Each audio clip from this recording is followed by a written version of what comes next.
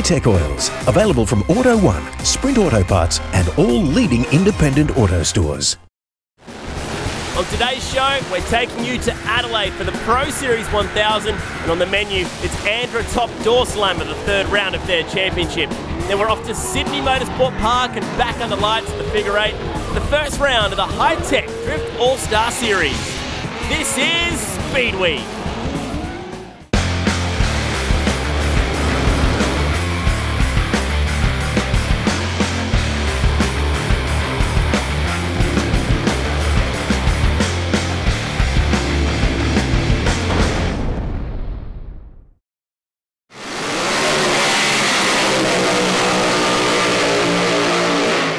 Top door slammers. They're loud, brutal, and exceptionally fast.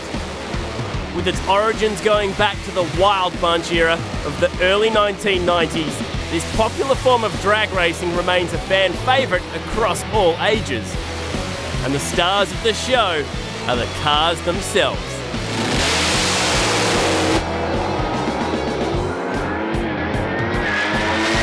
How about that for an upset? It's Graddon with a 5, and the celebration tells the story. I love that it's a Camaro, Chevy Camaro. I love Camaros, always have. I think they're a cool car. I'm a Chevy fan, you know. Don't like Fords, you know, you find them on rubbish dumps and things like that. Oh, I love that it's pure carbon. I love that it's really light, shiny, and goes really fast. Oh, look, when I decided to go door slammer racing, I said, hey, bring a different car out. I like to be different. I've been like that all my life. But one of the main reasons is I told my wife I wanted to buy a hot rod, and she says, well, it's going to be either drag racing or a hot rod. So I said, well, I'll buy a hot rod that does drag racing, and that's exactly why we have this beautiful 37 Chev. 17.5 Camaro. I think everyone's got the Holden Ford deal out here, so we sort of went to something different, stands out unique. It's a one-off so far in this class. But I've always sort of been a Mopar fella from day dot as a kid. Unfortunately, I couldn't really find anything that suited me. We saw this in the States and just had to get it. It was just, the car felt right when we landed there. You just got that feeling. It's been a happy car since we've got it. Well, I'm actually a Chrysler man at heart, but I couldn't bring myself to run a Ford or a Holden. I've always really liked Studebaker shape, inherently aerodynamic, and that's why I chose this car, basically. Oh, look, have a look at the car. It's got style, it's sleek, it's got round, it's got bubbles, and it's different. Definitely not an aerodynamic car, but geez, I'll tell you what, it looks good on the track. And the amount of people that absolutely love this car because it's different. And that's what we like to be about door slammers. Bring out a different car, let's go racing.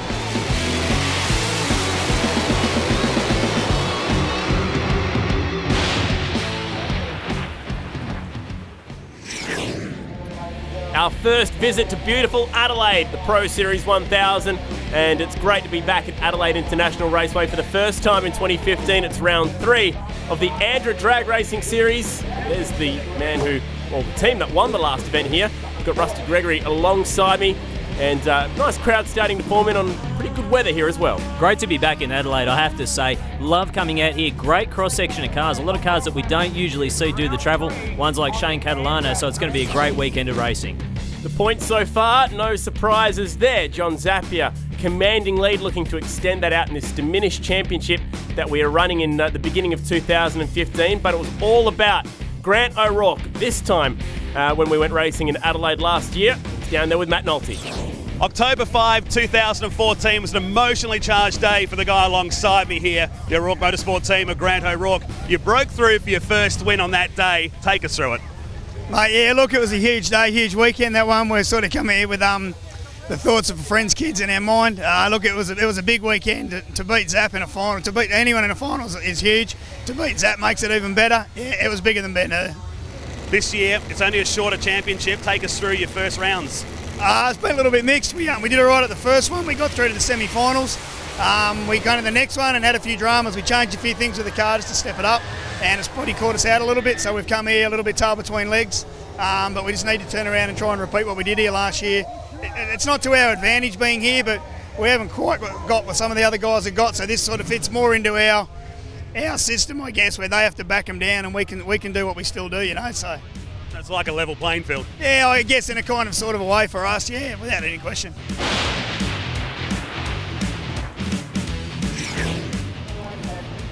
So the third and most important qualifying session not too far away. There's also been plenty of drama. We'll get to that quite shortly.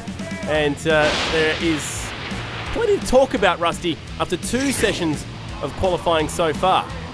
Well, there is, and we've got a few names floating around at the top of the qualifying list that we don't usually see at the top of the qualifying list. After 1 session, we saw Pat Carboni. We're going to see him in a little while.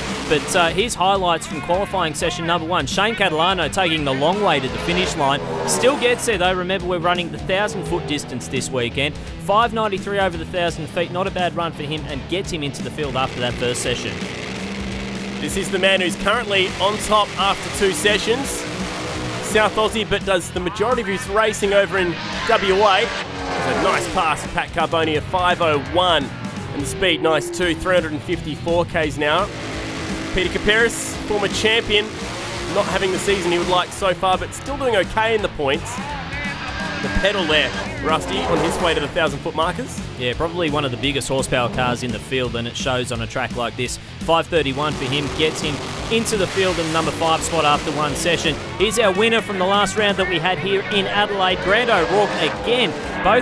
His car moving around in a big flash of flame from underneath it. A 5.28. Probably not what he was looking for, but still a few more qualifying sessions left to come for him. Mighty Dak and Pino Priolo, pair of West Aussies. Dak putting out a hole on the right-hand side of his Ford. Look at it, nose over across the finish line. A 5.23, good enough to see him second at the moment.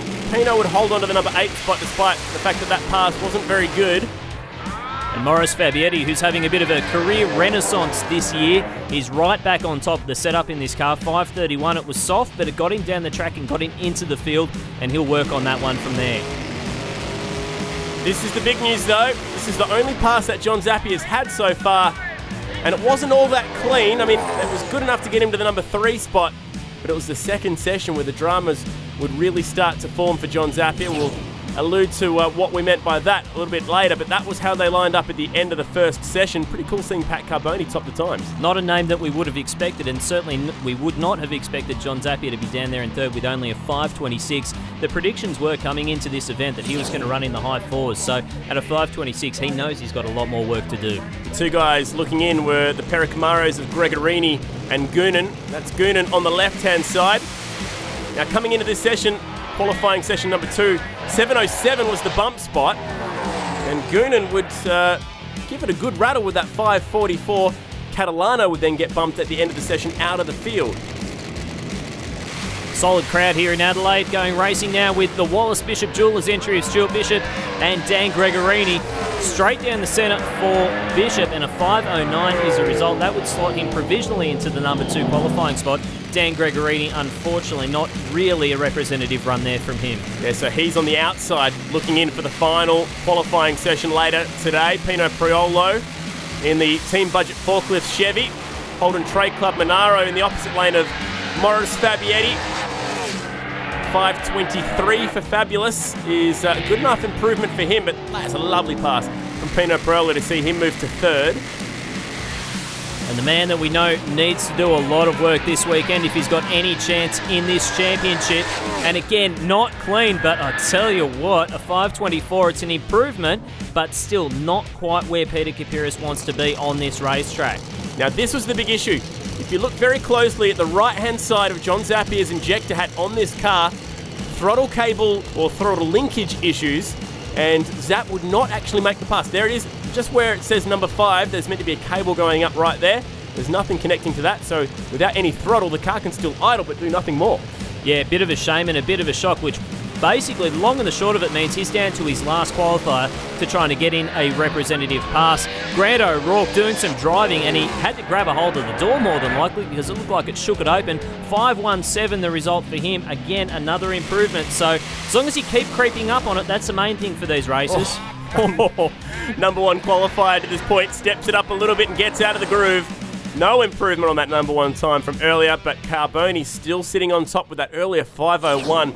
which he completed at 220 miles per hour. So that's how they look at the moment. John Zappia sitting on the bump spot And with some big names outside like Daniel Gregorini, he cannot afford to make a mistake in the last session of qualifying.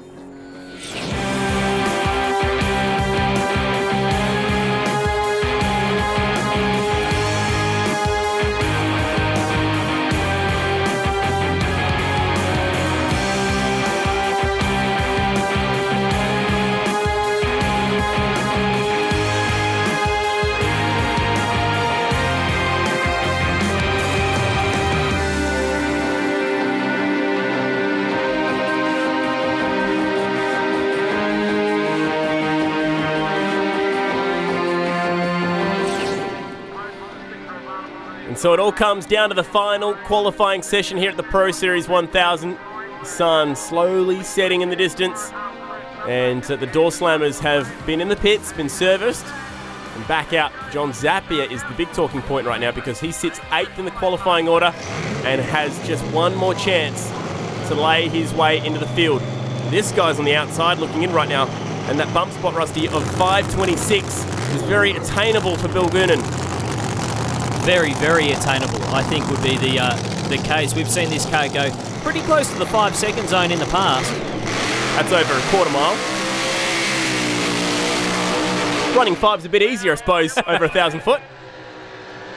Love that car of Shane Catalano's as well. These are actually probably the two prettiest door slammers, I would say, in the country at the moment. Just absolutely spectacular looking cars. And there is the face of the man who knows he has got a lot of work to do in this third session, because it's going to be a quick session as well. Best conditions that we've seen for the weekend as far as air conditions go, track temperature conditions go. So I think this is going to be a really quick one.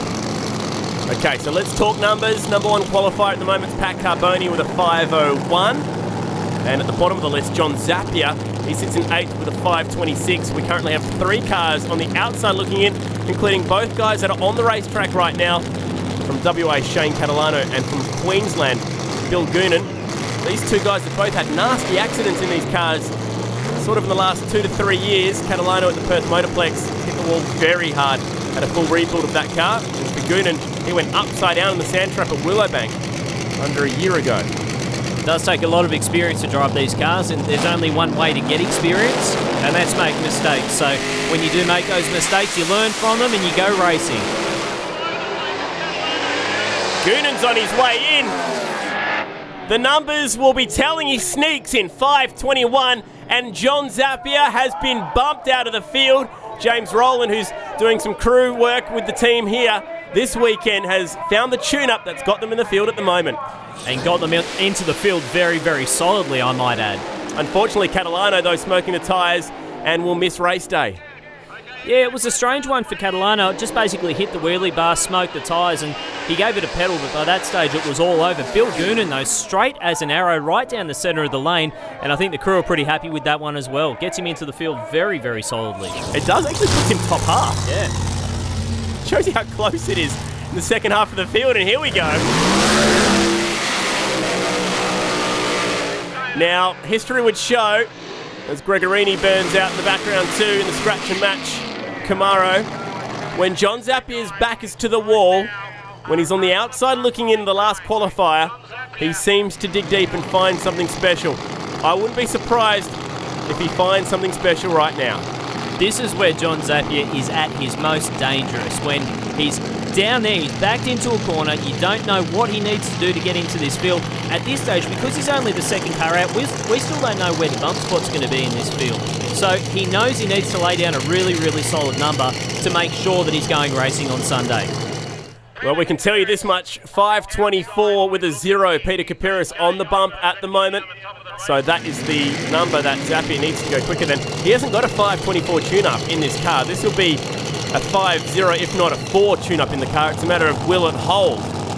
And we need to note as well that Daniel Gregorini's outside the field looking in at the moment. Only a 6.71 for him best up until this point. So he knows he needs to lay down a number as well. The West Aussies, it's all on the line here in Adelaide. Both drivers with their last chance to race on race day. 5:24 is the time they must go quicker than. Early numbers for Zappia are perfect. And in he goes comfortably He rockets to number 1. Oh. How many times have we seen this man do that? Track record, 488. What a pass from John Zappia. These guys, they never cease to amaze me, the Fuchs team. They go out there and they lay it down when they need it the most. A picture-perfect run. It was very, very straight as far as John Zappia's standards are concerned. Straight down the centre of the track, and a 488 is the result. Unfortunately for Dan Gregorini, he does not make his way into the field. He had to give it a pedal, and that was about all she wrote. But the Fuchs striker boys, they are on it. And that has bumped Kapiris. Peter Kapiris is on the outside looking in right now. And following a couple of trying rounds for PK over in Perth, that's not the news he needs. No, not at all. And, well, we're going racing now with Morris Fabietti and Marty Dack.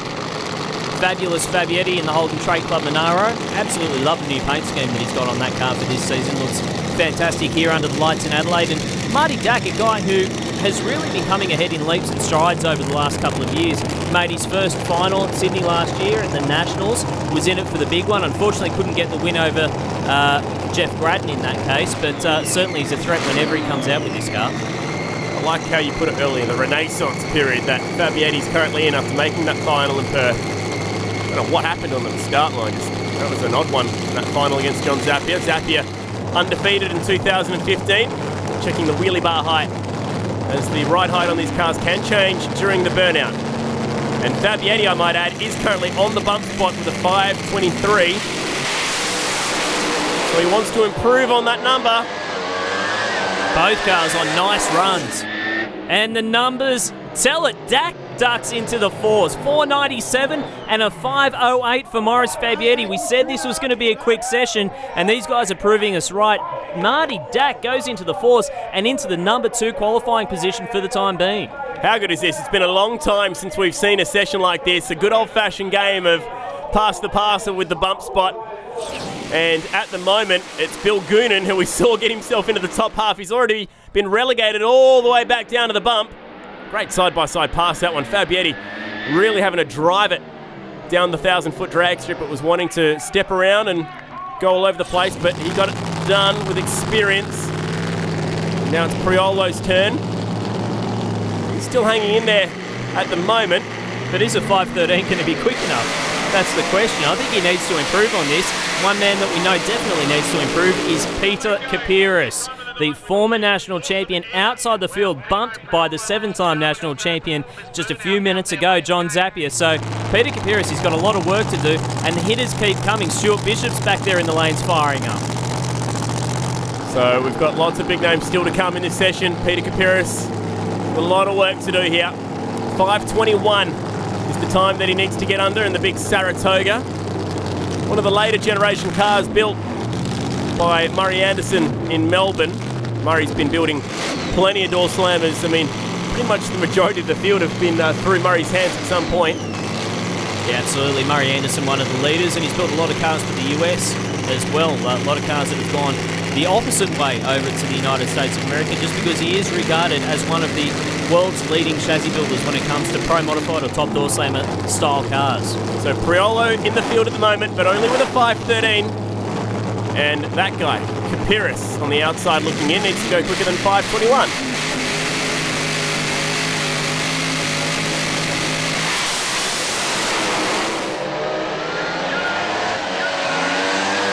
Oh man, it's an ugly one for PK. And he will be going home on the trailer early. Wow. Priolo does not improve on his earlier time, but backs it up nicely with a 519. Mark Brew and the boys slink back to the pits in disappointing fashion. I'd say the Kapiris guys have just got to be scratching their heads at the moment. They cannot take a trick. They're throwing everything that they've got at this car, all the resources. It looked like a fairly clean pass until probably about half track where the car just sort of laid over. You can see Pino Priolo starts pulling ahead, picked up the front wheels, and unfortunately for PK, he's out of here.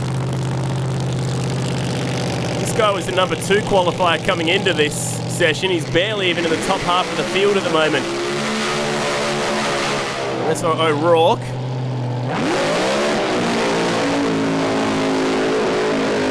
Thank you, Stuart Bishop. As for O'Rourke, he'd probably like to improve on where he's sitting right now. and try and get himself up to the top half of the field, get himself some lane choice. And I think lane choice is going to be a big factor in racing when it comes to elimination time, because remember, we're qualifying at night right now, but we're going racing in the daytime. When the track is in full sun, it does have a big bearing on how the eliminations play out. Great shot of Bill Goonan heading back to the pits.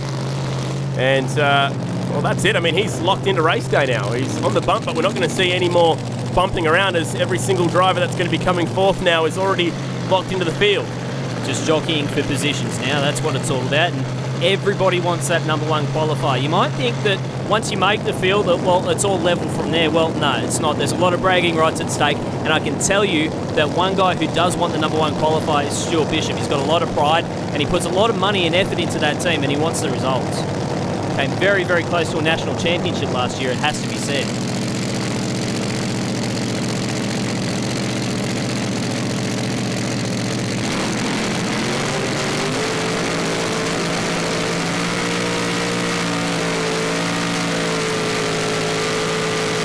Finding those launch RPMs, the fine art.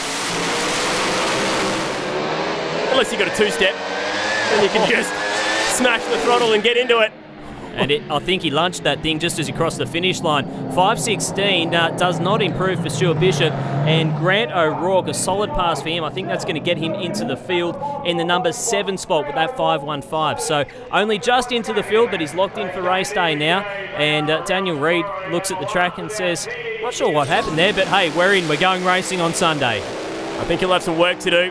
It's the car over to the right-hand side where there was a big puff of smoke. Let's just watch this one. Big Camaro, man. He seriously stepped up, and then there was the suspect smoke out the bottom. Unbelievable. This guy is the number one qualifier coming into this session. He's still in the top half of the field at least. I mean, realistically here, to take the number one spot back from John Zappia is almost an unattainable goal. A 4.88, to put it in Dorsamer terms, when you've already qualified with a 5.01, a 4.88 is a day and a half ahead. He's just on a different planet at the moment, John Zappia. It's incredible to watch an athlete, a racer, who's right at the top of his game. And I tell you, 7 national championships, he's pretty much on track for number 8 as it stands at the moment. It doesn't matter who you are in top Dorslammer, everyone else is chasing John Zappia. Pat Carboni's been operating with this car now for 5-6 seasons, you'd have to say. And another one of those guys that's doing, I mean, yes, originally from South Australia, but with so many chances to race over in WA, he's been getting a lot of laps, and as a result, a lot of data, and been really improving as a result. Has tasted the disappointment of missing the top 8 qualifying a number of times, but at least now knows that he's going to be going through to race day and has a chance to step it up again. Interesting that they're making adjustments to the tape, cover some of those breathing holes on the butterflies. Yeah, it just changes the idle a little bit as the car comes into stage, and that does have a big effect on the way that you stage the car as far as how much clutch you need to feed into it to actually get those bulbs at the top of the Christmas tree lit. Can he improve on the 5.01? Lane choice already a certainty. Oh, it's gone left just like it did in qualifying session 2. Knocks a fuel line off it. Thankfully, he's off it early. 5.25, 350 k's an hour with an early shut-off. And it's very dangerous when you go running these cars with a fuel line off it, because you can seriously lunch motors like that. Yeah, you knock all that fuel out of it, you really start to lean out the system. Too much air, not enough fuel, that's when you start burning pistons right there. But Pat Carboni, he is in the field, but that's your qualifying list going into race day. John Zappia, yet again, 4.88 on top of things. It's just unbelievable. Great work for John Zappia. It's time to go down to the pits. The Crocam's Pit Report.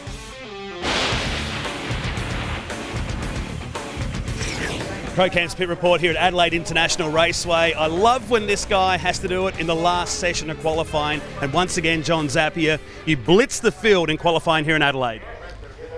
Well, yeah, it was sitting there and saw we got bumped the run in front of us, and it was like, right, we're not qualified. I must make this run work. Nothing like having pressure. And then, you know, we just come out, the car went dead straight. And first run that it didn't shake all weekend. I actually pedalled it when I hit second gear in anticipation, but didn't need to. And it went down, and it was an awesome run, you know. It felt fast, and it was fast. It's only natural this track is going to get quicker. We've been coming here for a few seasons now, but to go nearly 2/10 under, that's huge, isn't it? Yeah, no, that was a good achievement. I mean, you know, the 568 in Perth was 479 to 1,000. Wow. So we knew, you know, our track record here was 503 coming into this weekend. So we knew it was going to run a 4, like it just had to do it. But, you know, we didn't think it was going to go 488.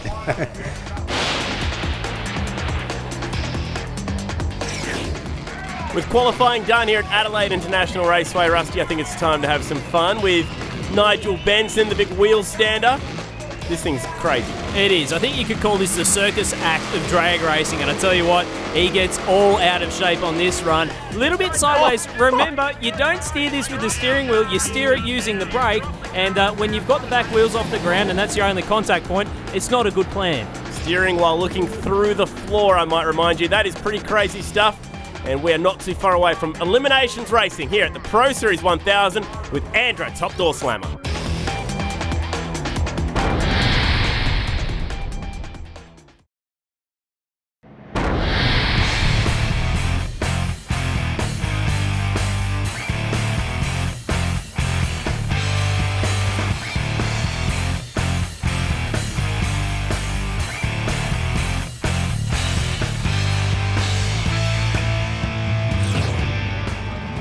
Alrighty, time to go racing. It is time for the eliminations. Adelaide International Raceway, big crowd starting to come through the gates here for the Pro Series 1000 Top Door Slammer taking centre stage.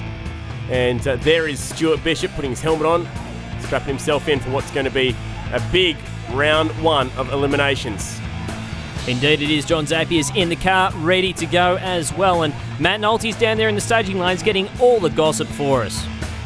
Good afternoon, guys. It's great to be down here in the pits at Adelaide International Raceway for the VPW Pro Series 1000 Top Door Slammer being towed past. Maurice Fabietti just cruising out for his 7th appearance against Stewie Bishop in Top Door Slammer. He leads so far 4-2.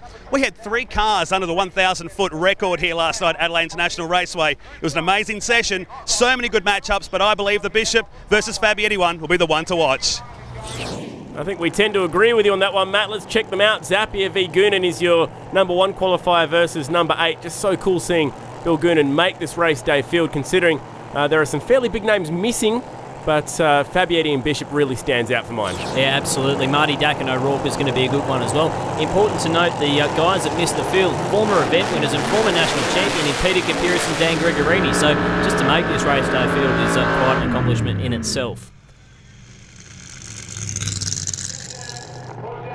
And I'd expect nothing less than half-track burnouts to kick off eliminations in Door Slammer.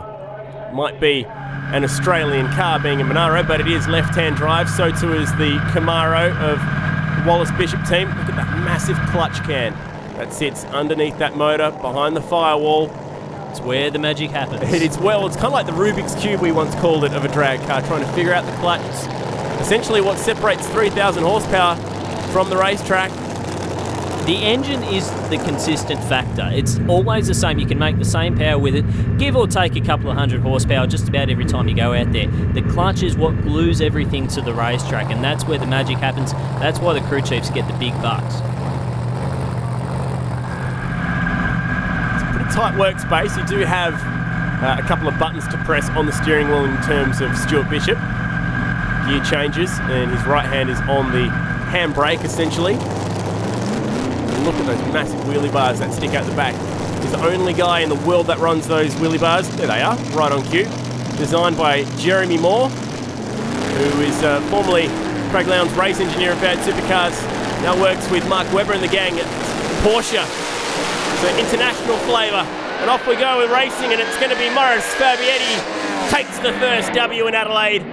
Wind light, 5:07, 341 Ks, and Bishop is eliminated in the first round. Given the track conditions, that is a great run from Maurice Fabietti. You can see Stuart Bishop, he had to do some driving on that one, and I've got to say, is he still a little bit tentative after that big accident in Sydney last year? The car got a little bit out of shape, and I think there was just ever so slightly hesitation from him, so it cost him the race in this case, but Maurice Fabietti, he's on his way to the semi-finals. Wasn't the perfect pass for Mo Fab. He didn't need to pedal the car anyway, which is when you get off the loud pedal and back on it. Love that angle, looking over the blower. look at the amount of strapping that goes on and ballistic bags that go around it, so should it explode or separate from the motor, there are plenty of things holding it down. This is another good matchup. Pino Priolo, a guy who has really come on in leaps and strides over the last couple of years and managed to record his first 5-second pass earlier on in the season. And this is always a good matchup when you've got two Italians. There's always a lot of fire in the belly to beat up on each other, and I think we're going to see some fireworks here. Such a cool venue, Adelaide International Raceway as well. A lot of history from drag racing back in the day, but also NASCAR used to run here on the Speed Bowl. It's like a small speedway. We're actually on part of the front straight where the Australian Touring Car Championship used to run back in the day. Australian Drivers Championships raced here. It's cool seeing drag racing back in Adelaide. A lot of passion and a lot of passionate South Aussie racers as well that have a chance to run at home. Very important. A lot of history in this racetrack, even just from a drag racing standpoint, you know. All through the 80s, this is one of the iconic venues of Australian drag racing. So it is fantastic to be back here after, well, a couple of years absence. We've been back now for a few years, but it's great to be here with the top door slams this weekend, and they are turning it on. First round of eliminations, Carboni versus Priolo. Priolo with a start line jump. Carboni took a massive step to the right. I thought he was heading over to where Priolo was. And it is Pino who will take the win. 5.12 beats a 5.19. Cool door slammer race, that one. That is just a good old-fashioned, never given him an inch drag race right there. Pat Carboni had that, I think, until that moved towards the centre line. And you can see Pino Priolo in the braking area. That got some serious altitude on the rear end. Watch the rear end of Pino's car lift up when the chutes come out. Boy, that is wild stuff. When the parachutes hit, when you're doing over 300 k's an hour, you feel it. That's Marty Dack's turn. There he is. Grabs a handful of brake. Gets that thing pulled up. Interesting, he's got a push brake in that car and not a pull brake like a lot of the other drivers. I guess it all comes down to your preferred driving style. Some drivers even still use the foot brake in the car, but the handbrake certainly is the more common of the braking applications. Now, Grant O'Rourke, last time we were here in Adelaide, he had a career-best weekend, it has to be said. Walked away with the win, and it was a really emotional win, as we heard from him earlier in the show. But man, oh man, he would love to back that up, go back-to-back here in Adelaide. So lane choice seems to be favouring those, or not so much favouring, but lane choice has been taken by those over in the right-hand lane. Typically, Pat Carboni had lane choice and went for the left-hand lane. Different story right now with Marty Dack. He's been running strong, hasn't he? 4.97 in qualifying.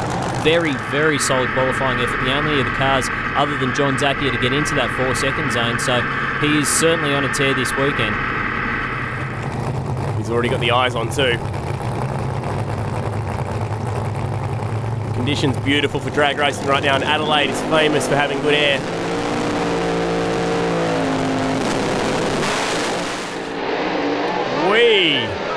Dack takes a massive step towards the wall. It was an ugly pass. No such issues for O'Rourke, 5.06. That's his personal best time for the weekend. What a time to bring that one out of the bag.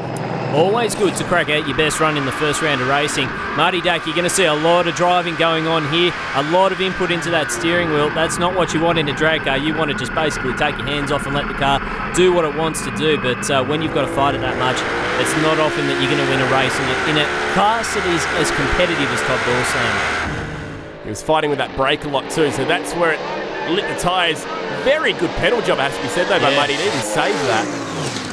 Yeah, he did a great job to catch that one. And, well, you talk about pedal jobs. Here comes the Master Blaster, John Zappia. Not Gary Rush. It is John Zappia, the modern-day Master Blaster, we'll call him. And he rolls down towards half-track alongside Bill Goonan. So the last of our first round matchups now. And a chance for James Rowland to crew with a different team again. Took Stephen Ham to a top alcohol championship. Can he take Bill Goonan to essentially being the first guy to beat John Zappia this year? I'll tell you what, James Rowland has to be one of the most versatile crew chiefs in drag racing. He tunes alcohol up funny cars, he tunes door slammers. We saw him tuning Anthony Begley's top fuel car a couple of weeks ago over in Perth. He is very, very versatile, very switched on young man, and I guess it's great to see for the future of drag racing, isn't it? He literally studies motorsport at university, so that's his form of engineering, which is pretty cool. And here is Zapier, broke that track record in qualifying with a strong 4.8 second pass. There is Junior Rowland, his dad Stuart. A lot of years with success with Rob and Judd in Top Door Slammer. Couldn't quite take him to that national title. Just the bloke in the other lane right now. Just kept going one step better every time. Adjusting the mirror to make sure that Zap can see the Christmas tree. Most important. Vision is important in a Top Door Slammer, despite what the big supercharger out in front of you will tell you. So keep in mind, he's looking at a mirror right now and he's trying to find those staging beams. Can affect his reaction times to the right-hand lane. That might open up the door for Goonan.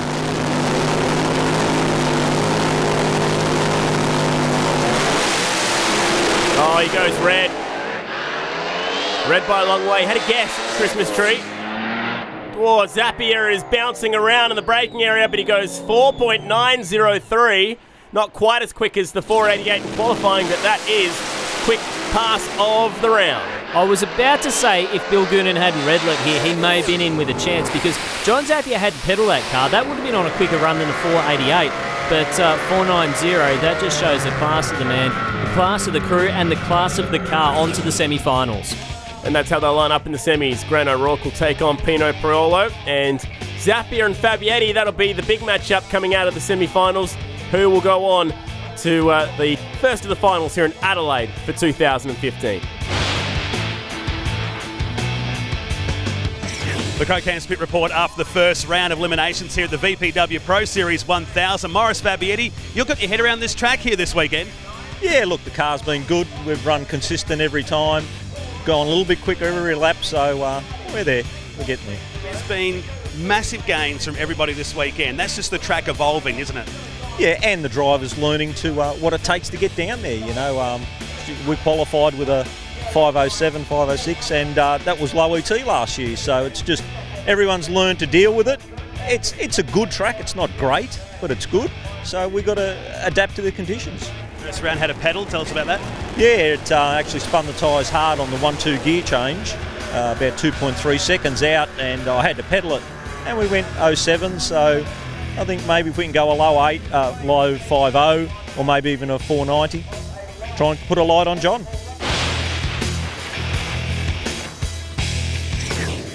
Crew's hard at work turning these cars around for the semi-finals, and we're going to take a short break, but don't go anywhere. Plenty of racing still to go here in Adelaide.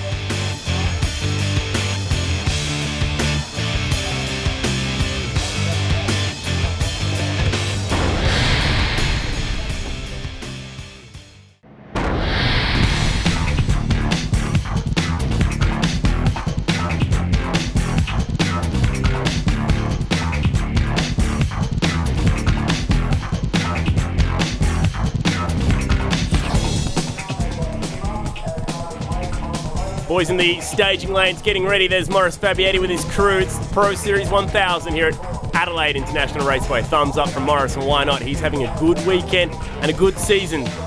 But no one is having a season quite like John Zapier, undefeated so far. No one's had a decade quite like John Zapier, let's be honest. He's going for his 8th consecutive championship this year, and it's looking pretty good for him. Although to do it, he's going to need to get around Morris Fabietti, as you touched on. And Grant O'Rourke and Pino Priolo, that's your other semi-final, and that is your snap-on race ladder here in Adelaide.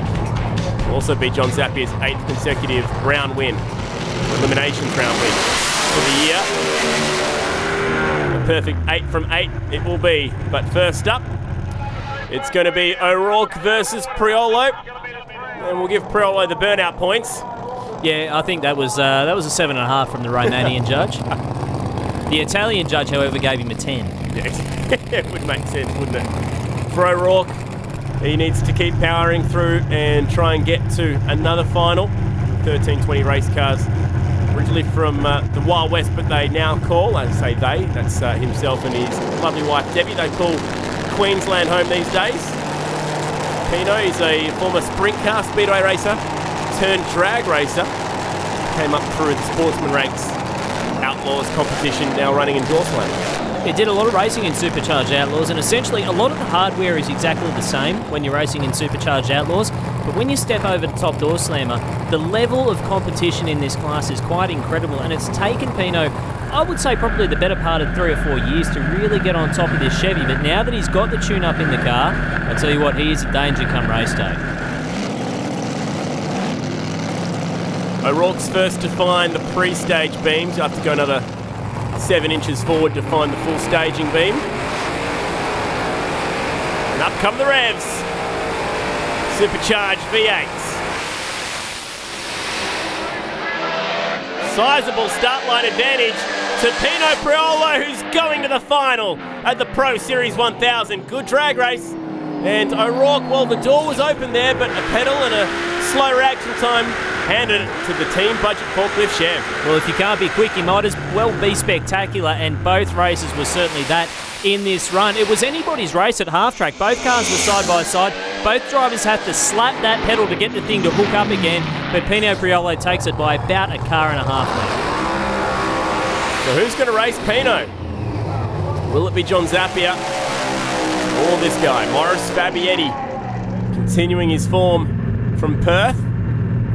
From here, the next round of the championship will be the Nitro Champs at Sydney Dragway before the series concludes at the season finale, the Winter Nationals. Really looking forward to both of those events. It's going to be huge.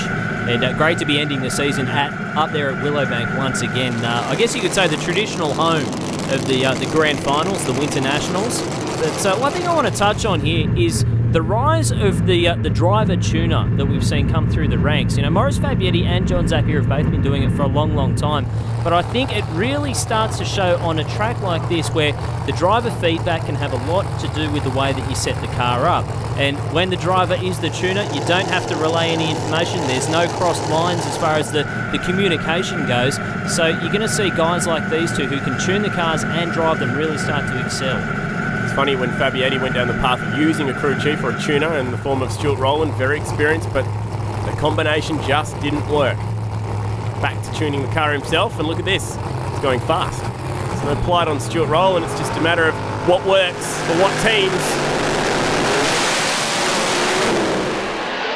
Whoa, pedal, pedal.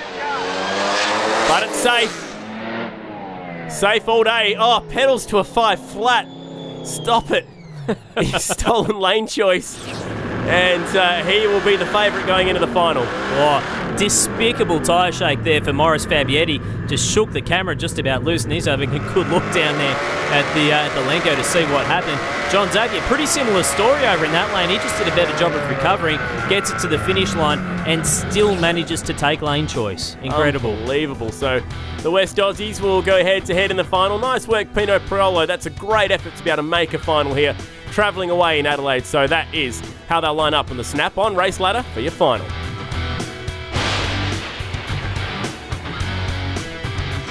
The Crocamps Pit Report here at Adelaide International Raceway for the VPW Pro Series 1000. And Pino Priolo makes it an all-West Aussie final. In this one, you take on John Zappia.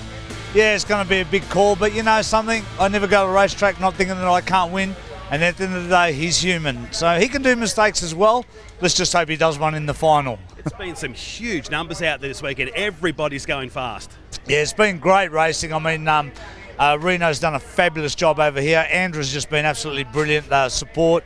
The crowd's been great. The kids are great. It's just been one of those weekends where it's laid back and everyone's just having fun and enjoying it. It's just amazing. The conditions are called off in that past 20 minutes. A bit of cloud cover now. What are you going to do to the car? Oh, we broke a valve spring in that run, but it's nothing big. The boys will fix it up. Michael's doing a great job there, tuning the car. We actually backed the car off a little, and I don't think we backed it off enough. We had a big pedal, but fortunately enough, Grant had a big pedal as well. But I looked out the side, he wasn't there. I punched the gear and I said, I'm out of here. Well, the big news is if Pino Priolo can do this in the final, he qualified in number 6 with the first time since Victor Bray won at the Golden States in 2012. Hopefully it's Pino Priolo's day.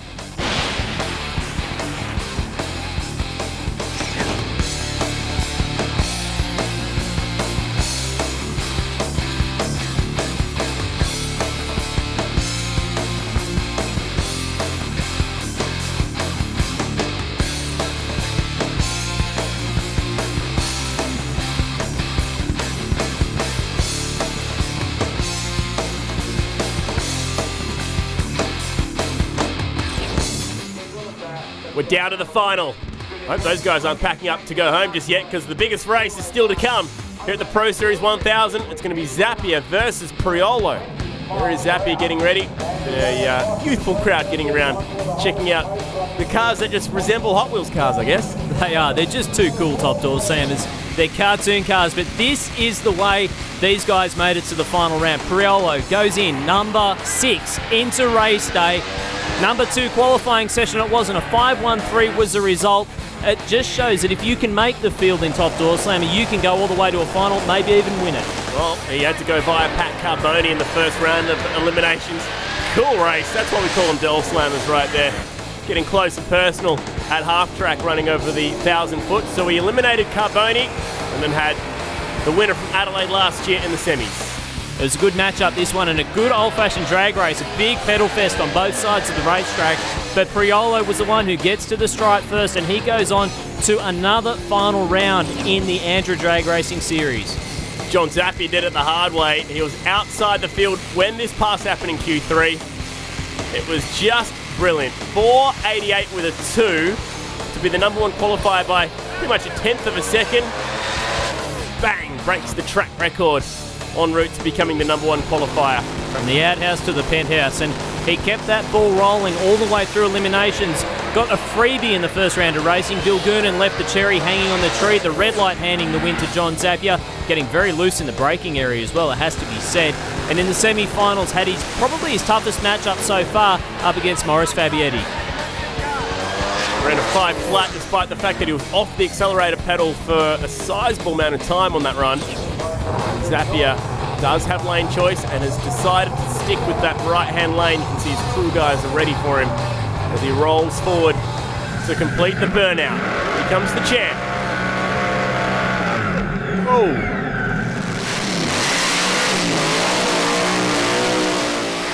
This would be huge. I mean, Pino Priolo has never won an actual door slammer event in its entirety. He's won a few races, you know, here and there in terms of actual eliminations races, but never the whole thing. This is his best chance to do it right now, but I mean, against John Zappia. And we did see him go to the final round in Perth last year in some of the early rounds of the championship, and used that off the back. Well, came off the back of that to try and make a run at the national championship last year. But to be in a final round in a track away from their home over in WA, it is a huge, huge effort for the Priolo team. But he needs to get over the top of John Zappia, and well, let's be honest, nobody's really been able to do that for about 8 years or so. Undefeated so far this series, gone nearly 25 races undefeated. Last time he lost one, I think the last one he lost was here in the final. Tagged the wall, if I remember correctly. Yeah, actually the Nationals, I suppose, oh, the last time we lost a race. So it's been undefeated since November. That's the data logger being turned on underneath the rear wing. Wait for the car to get pretty close to pre-stage before we turn it on, records all the data. Okay, let's do it. It's the final. It's Priolo versus Zappia. Are we going to see an upset?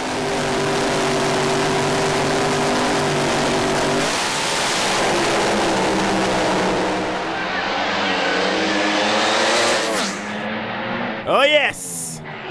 491. And Zappia goes perfect once again. 3 from 3. I don't know what more you can say about this guy and this team. It is quite incredible, the streak that they're on. Perfect for the season so far. Pino Priolo gave him a pretty good race. If he was on time at the Christmas tree, probably would have been a lot closer. It was fairly clean, but I tell you what, John Zappia, just one incredible drag racer.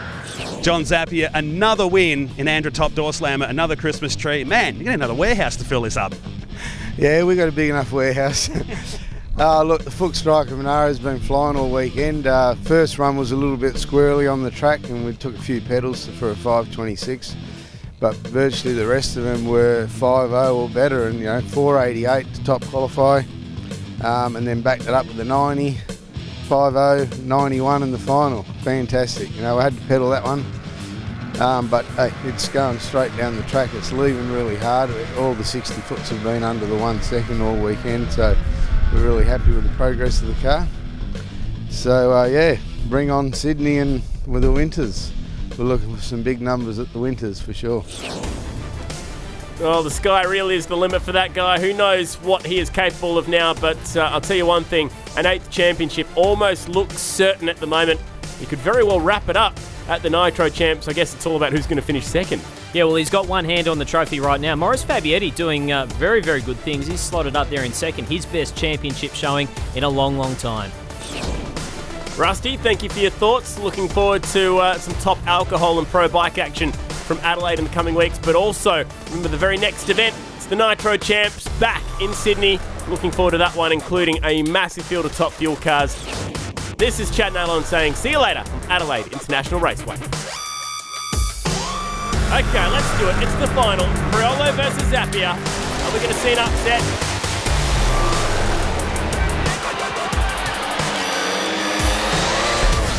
Oh yes, Zappia goes perfect once again. It is quite incredible the streak that they're on. Perfect for the season so far. Stick around because after the break we're going drifting at Sydney Motorsport Park. It's round 1 of the High Tech Drift All-Star Series.